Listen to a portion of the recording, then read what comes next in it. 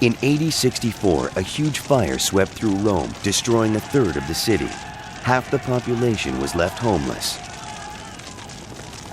Nero's response added to the tragedy.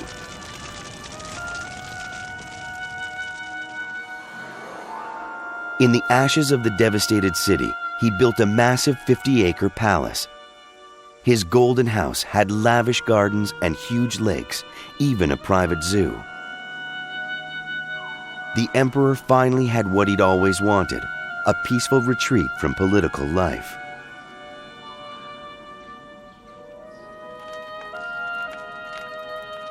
Rumors quickly circulated that the emperor had intentionally started the fire to clear space for his new palace. Nero panicked. He frantically searched for a scapegoat and settled on an obscure group that had recently arrived in Rome.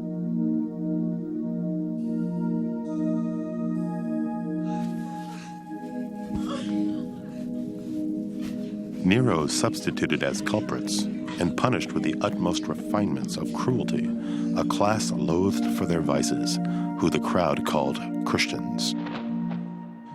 Vast numbers were convicted and derision accompanied their end.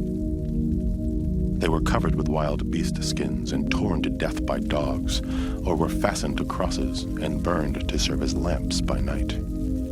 Tacitus.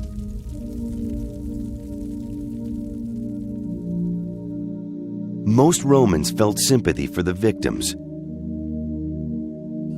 Nero's propaganda exercise had clearly failed.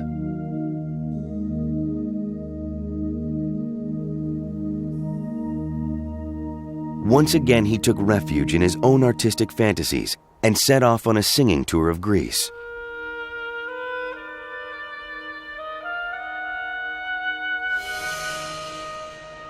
Romans were outraged by Nero's indulgence and incompetence. On June 9, 68 AD, the Senate declared Nero a public enemy and sentenced him to death. But Nero chose a far more theatrical end. He took his own life. His final words, "What an artist the world is losing." It was the end of Rome's first imperial dynasty.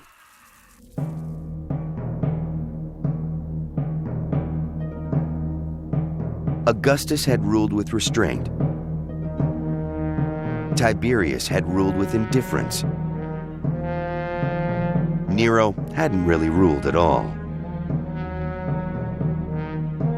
The tragic demise of Rome's first imperial dynasty would echo for centuries to come. There would be emperors in Rome for another 400 years, but their dynasties would all rule with the same rhythm of power.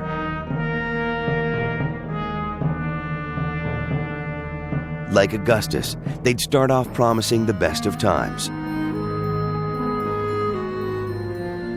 Their generosity would give Rome its grandeur. Their armies would guarantee the empire its peace. But like Nero, their reigns would end in catastrophe. Excess would undermine Rome's greatness. Delusions would condemn millions to die. Power and glory, the curse of imperial Rome.